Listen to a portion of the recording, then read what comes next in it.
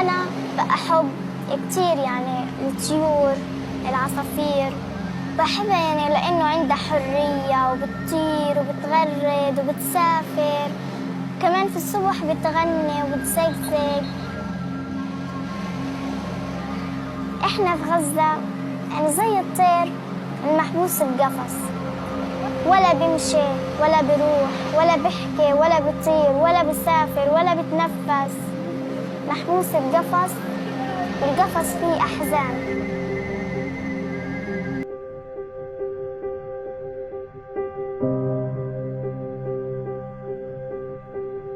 يا الله يا الله بيعد عايش يا الله.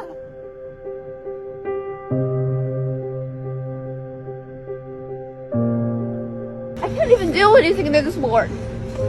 I just want to be a doctor or anything to help my people. I can't.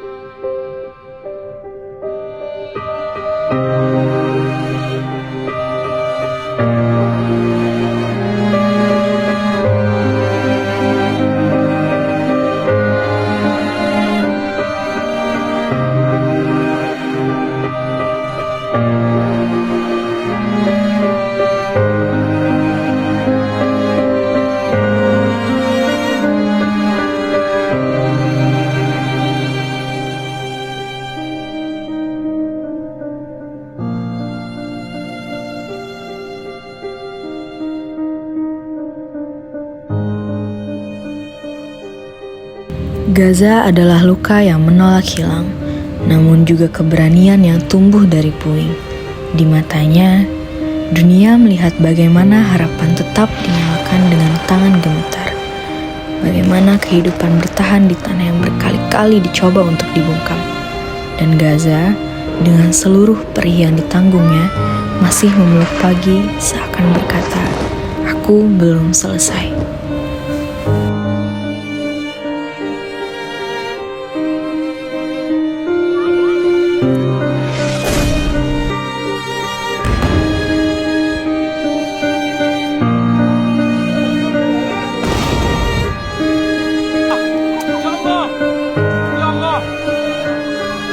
Hari ini, kami ingin menampilkan video dokumenter mengenai kasus Gaza saat ini dengan tema Peran Akademisi Muslim dalam Menegakkan Keadilan untuk Palestina. Video kali ini dibuat sebagai bagian dari pembelajaran HAM dalam perspektif Islam dan Barat di Fakultas Hukum Universitas Lambung Mangkurat.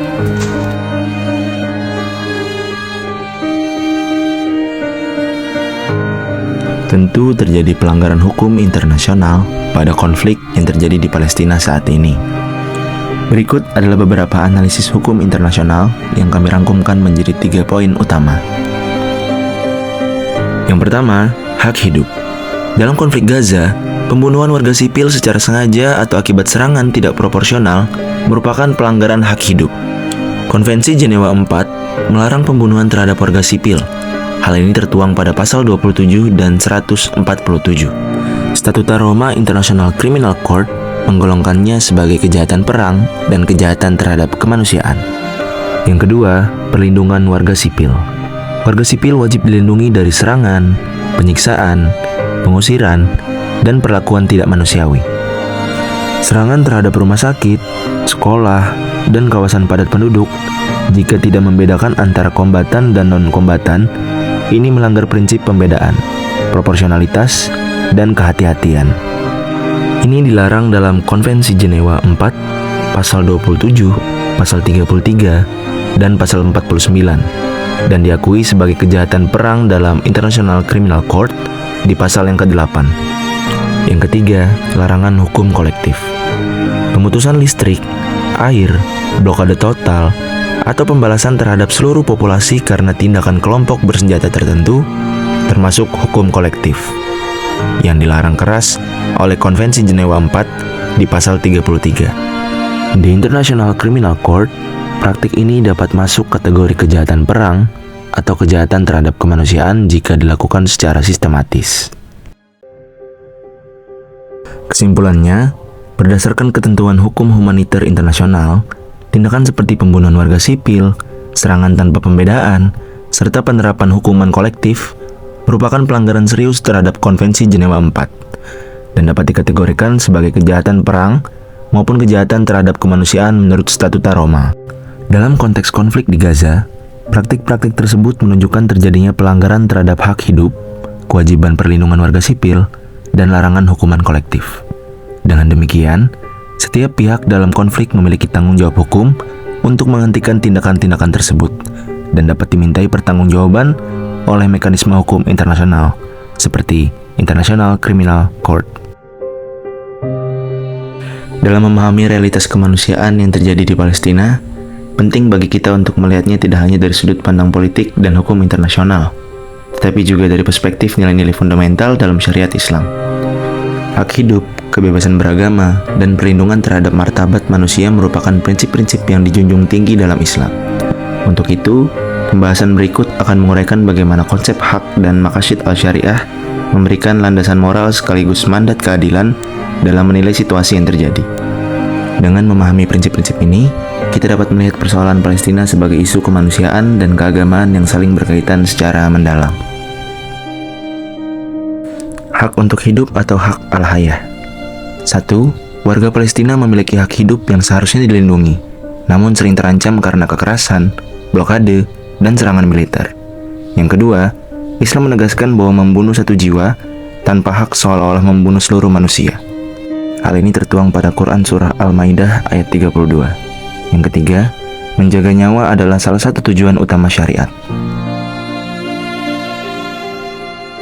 Selanjutnya, hak untuk beragama atau hak al-din.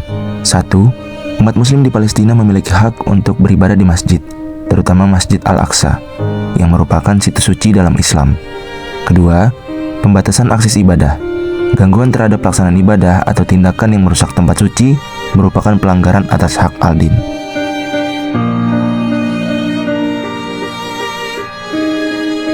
Dan yang terakhir, tujuan syariat Islam atau maqasid al-syariah. Yang pertama, kerusakan rumah, pembatasan akses pendidikan, serta gangguan terhadap kehidupan masyarakat merupakan pelanggaran terhadap maqasid. Dan yang kedua, perjuangan untuk keadilan dan perlindungan warga sipil adalah upaya menegakkan tujuan-tujuan syariat.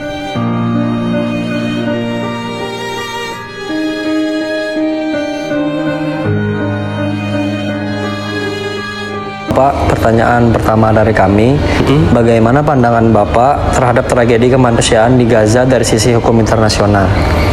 Oke, jadi kalau misalnya menurut pandangan Bapak ya, karena Bapak juga ada mengajar juga nih di hukum internasional. Nah, menurut Bapak ya, kalau misalkan apa yang terjadi di Gaza itu merupakan salah satu tragedi pelanggaran HAM berat ya, yang mana di Israel itu ya melakukan penyerangan terhadap warga Gaza, bukan terhadap sekutunya, yang sebagaimana hukum internasional apabila hukum perang itu berlaku, maka yang berperang yang harus diserang gitu loh, bukan masyarakat sipilnya seperti itu.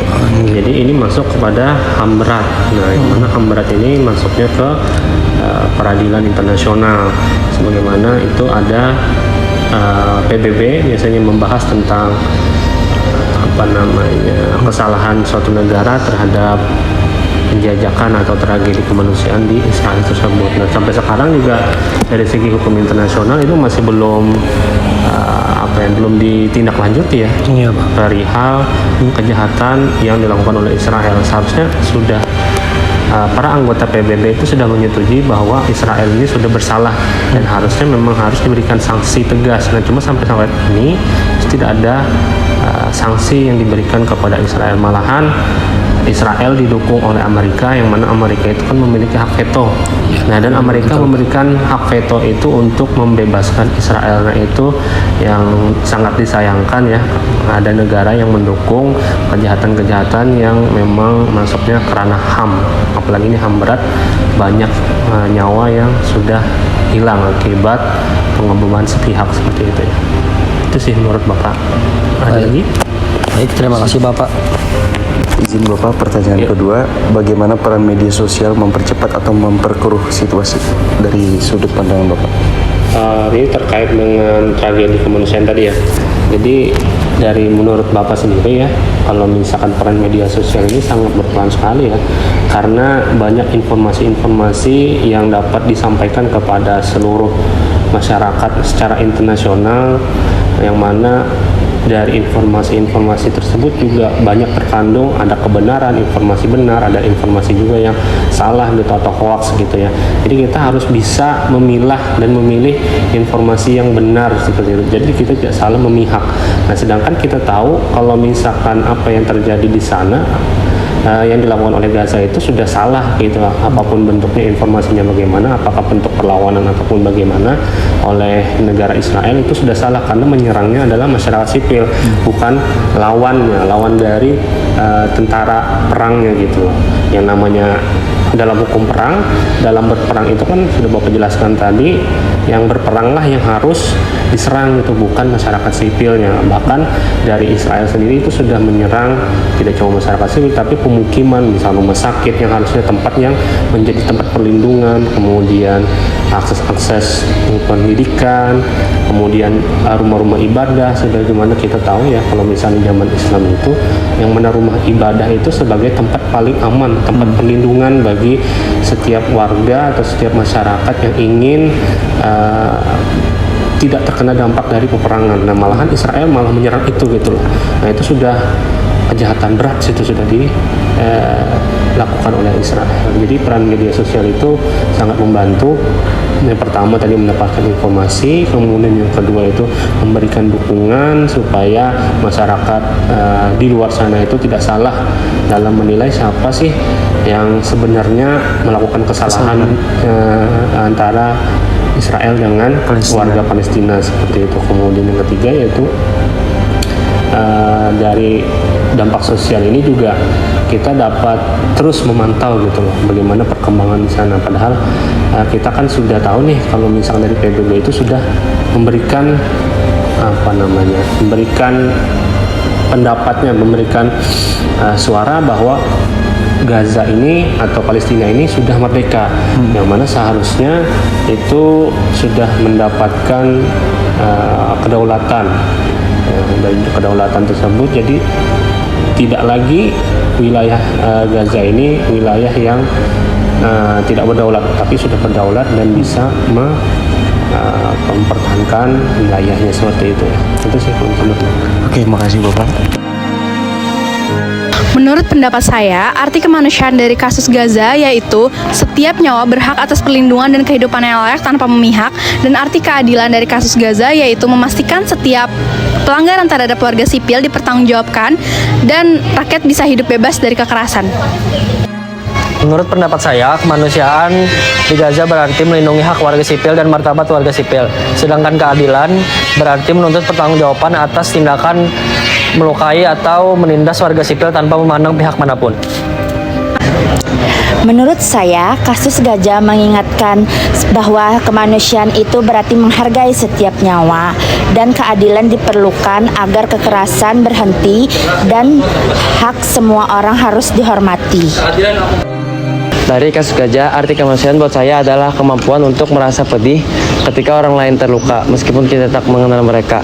Sementara itu, keadilan berarti memastikan bahwa tidak ada satupun pihak, siapapun mereka, yang harus hidup di bawah ketakutan, kehilangan yang tidak seharusnya mereka tanggung. Gaza mengingatkan bahwa konflik bukan hanya soal politik, tetapi tentang menjaga nilai kemanusiaan dan memperjuangkan hak yang adil bagi semua. Kemanusiaan berarti menegakkan keadilan. Di Gaza banyak warga sipil yang tewas dan itu tidak adil. Keadilan harus ditegakkan.